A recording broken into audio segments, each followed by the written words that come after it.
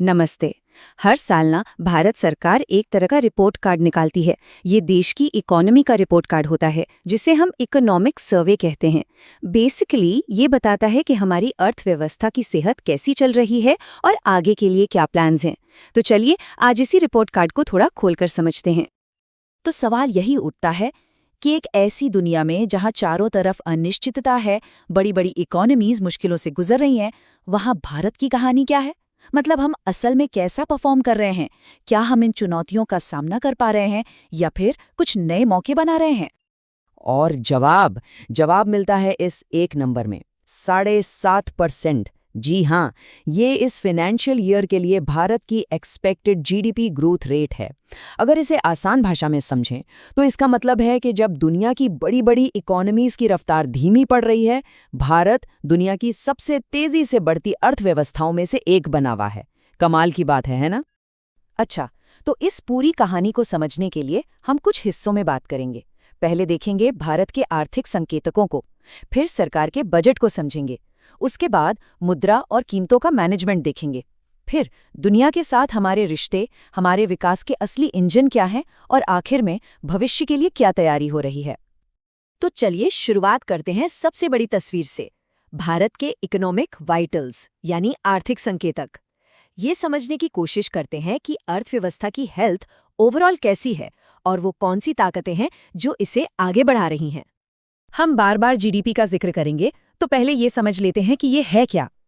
देखिए, सीधे शब्दों में कहें तो जीडीपी एक साल के अंदर देश में बने सभी सामानों और दी गई सभी सेवाओं की कुल कीमत होती है। यही वो मीटर है जिससे हम किसी भी इकोनॉमी के साइज और उसकी सेहत को नापते हैं। तो सवाल ये है कि आखिर भारत की इकोनॉमी को चला कौन रहा है? इसका सबसे बड़ा हिस्सा करीब करीब 61.5% प्राइवेट कंजम्पशन से आता है। मतलब हम सब जो रोजमर्रा की चीजों पर खर्च करते हैं, वही इस इकोनॉमी का सबसे बड़ा इंजन है। और मजे की बात पता है क्या है? ये हिस्सा 2012 के बाद से अपने सबसे ऊंचे लेवल पर है। तो इस ग्रोथ के दो मेन इंजन हैं। पहला, जैसा हमने देखा, प्राइवेट कंजम्पशन यानी हमारा और आपका खर्च जो इकोनॉमी को फॉरेन एनर्जी देता है। और दूसरा है इन्वेस्टमेंट, जब सरकार और कंपनियां सड़कों, फैक्ट्रियों और नई टेक्नोलॉजी पर पैसा लगाती हैं। ये हमारे भविष्य की ग्रोथ की नींव रखता है और इकोनॉमिक सर्वे के हिसाब से ये दोनों ही इंजन इस वक्त पूरी रफ्तार से चल रहे हैं। ठीक है, तो विकास के इंजन तो समझ लिए। अब देखते हैं कि सरकार अपनी इकोनॉमिक जिम्मेदारी कैसे निभा रही है। चलिए बात करते हैं सरकार के बजट की। मतलब सरकार पैसा कमाती कैसे है और खर्च कहाँ करती है। यहाँ एक बहुत इम्पॉर्टेंट टर्म आता है, फिस्कल डेफिसिट यानी राजकोषीय घाटा। सुनने में थोड़ा मुश्किल लग सकता है, पर यह सिंपली सरकार की आमदनी और उसके खर्च के बीच का अंतर है। जब खर्च आमदनी से ज्यादा हो जाता है तो उसे ही फिस्कल डेफिसिट कहते हैं। इसे समझने का सबसे आसान तरीका है अपने घर के बजट के बारे में सोचना। सरकार की भी आमदनी होती है जो मेनली टैक्स से आती है, और उसके भी खर्चे होते हैं जैसे हमारे बिल। जब खर्चे आमदनी से ज्यादा हो जाते हैं तो क्या करना पड़ता है? उधार लेना पड़ता है। बस सरकार के केस में इसी उधार को फिस्कल डेफिसिट कहते हैं। और अच्छी खबर ये है कि भारत इस मोर्चे पर लगातार बेहतर कर रहा है। सरकार का ये घाटा यानी खर्च और आमदनी का अंतर लगातार कम हो रहा है। टारगेट है इसे जीडीपी के 4.4% तक लाने का, जो एक बहुत ही मजबूत फाइनेंशियल मैनेजमेंट का संकेत है। सरकार के बजट के अलावा इकोनॉमी को संभालने में एक और बड़े खिलाड़ी की भूमिका होती है, reserve bank of India. RBI का काम है पैसों और कीमतों का मैनेजमेंट करना। ये एक तरह का बैलेंसिंग एक्ट है, एक तरफ ग्रोथ को सपोर्ट करना और दूसरी तरफ महंगाई को काबू में रखना। इकोनॉमिक सर्वे का ये एक वाक्य एक बहुत बड़ी कामयाबी की कहानी बताता है। हमने मुद्रास्फीति पर काबू पा लिया है। देखिए, पिछले कुछ समय से बढ़ती कीमतें दुनिया भर के लिए सिरदर्द बनी हुई थीं, लेकिन भारत ने इसे कंट्रोल करने में बड़ी सफलता हासिल की है। और इसका सबूत मिलता है आंकड़ों में। अप्रैल से दिसंबर के बीच एवरेज हेडलाइन इन्फ्लेशन रेट सिर्फ 1.7% रही, जो कि हिस्टोरिकली बहुत कम है। सीधे शब्दों में इसका मतलब है कि चीज़ों के दाम काफ़ी हद तक स्थिर रहे हैं, जिससे हमारी मेहनत की कमाई की वैल्यू बनी रहती है। तो ये होता कैसे है? ये एक चेन रिएक्शन है। जब आरबीआई को लगता है कि महंगाई बढ़ रही है, तो वो रिपो रेट बढ़ा देता है। इससे बैंकों के लिए आरबीआई से पैसा लेना महंगा हो जाता है और फिर बैंक हमारे लिए होम लोन, कार लोन महंगे कर देते हैं। जब लोन महंगे होते हैं तो लोग कम खर्च करते हैं, जिससे मार्केट में डिमांड कम होती है और कीमतें कंट्रोल में आ जाती हैं। कोई भी इकोनॉमी अकेले काम नहीं कर सकती। तो चलिए अब थोड़ा बाहर की दुनिया में झांकते हैं और समझते हैं कि दुनिया के साथ हमारा इकोनॉमिक एंगेजमेंट कैसा है, खासकर ट्रेड और इन्वेस्टमेंट के मामले में।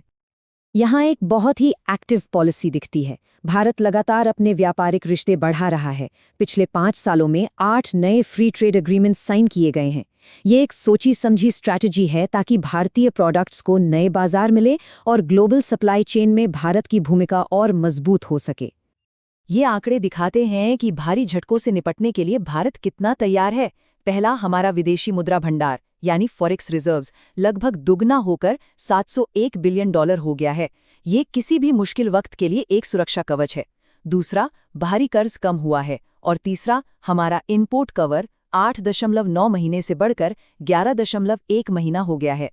इसका मतलब है कि हम बिना कुछ कमाए भी 11 महीने से ज्यादा का इम्पोर्ट कर सकते हैं। ये सब मिलकर एक बहुत ही मजबूत तस्वीर बनाते हैं। तो ये जो ग्रोथ हो रही है, ये आ कहाँ से रही है? चलिए अब इकोनॉमी के उन हिस्सों को करीब से देखते हैं जो इस विकास को असल में चला रहे हैं, यानी कि एग्रीकल्चर, इंडस्ट्री और सर्विसेज सेक्टर। सर्विसेज सेक्टर यानी आईटी, बैंकिंग, टूरिज्म जैसी सेवाएं 9.1% की जबरदस्त ग्रोथ के साथ सबसे आगे है। ये हमारी इकोनॉमी का मेन ड्राइवर बना हुआ है। वहीं दूसरी तरफ एग्रीकल्चर में भी एक बहुत दिलचस्प बदलाव आ रहा है। अब बागवानी यानी फल सब्जियों का उत्पादन पारंपरिक अनाज के उत्पादन से भी आगे निकल गया है। ये दिखाता है कि देश में लोगों की खाने की आदतें बदल रही हैं और किसान भी ज्यादा मुनाफे वाली फसलों की ओर जा रहे हैं। और आखिर में बात करते हैं भविष्य की। ये सारी ग्रोथ लंबे समय तक कैसे चलेगी? इसका जवाब है फ्यूचर फोकस्ड इन्वेस्टमेंट्स में, यानी कल का निर्माण करने में। सरकार का फोकस कैपिटल एक्सपेंडिचर पर है। ये वो खर्च होता है जो देश के लिए लंबे समय तक काम आने वाली संपत्ति बनाता है, जैसे कि सड़कें, रेलवे, पोर्ट्स और पानी की पाइपलाइन। फॉर एग्जाम्पल, 2014 से अब तक नेशनल हाईवे का नेटवर्क 60% बढ़ गया है, रेलवे ट्रैक बिछाने की रफ्तार दोगुनी से भी ज़्यादा हो गई है और 81% ग्रामीण घरों तक नल से पानी पहुंच चुका है। यही निवेश भविष्य की ग्रोथ की असली नींव हैं। तो इकोनॉमिक सर्वे एक ऐसी अर्थव्यवस्था की तस्वीर दिखाता है जो मजबूत है, जिसमें लचीलापन है और जिसके इरादे बड़े हैं। लेकिन यहाँ एक आखिरी सवाल उठता है। देश के अंदर की ताकत तो साफ दिख रही है, पर बाहरी दुनिया की चुनौतियां भी कम नहीं हैं। तो असली सवाल ये है, क्या भारत इन ग्लोबल चैलेंजेस के बीच अपनी रफ्तार बनाए रख पाएगा ताकि 2047 तक एक विकसित राष्ट्र बनने का सपना पूरा हो सके? खैर, इसका जवाब तो आने वाला वक्त ही देगा। हमारे साथ जुड़ने के लिए शुक्रिया। अगर आपको ये वीडियो पसंद आया हो और आज कुछ नया समझने को मिला हो तो एक छोटा सा लाइक जरूर कर दीजिए। ऐसे ही आसान और एग्जाम ओरिएंटेड वीडियोस के लिए चैनल को सब्सक्राइब करें और इस वीडियो को अपने दोस्तों के साथ शेयर करें। कमेंट में बताइए आपको सबसे इंटरेस्टिंग टॉपिक कौन सा लगा।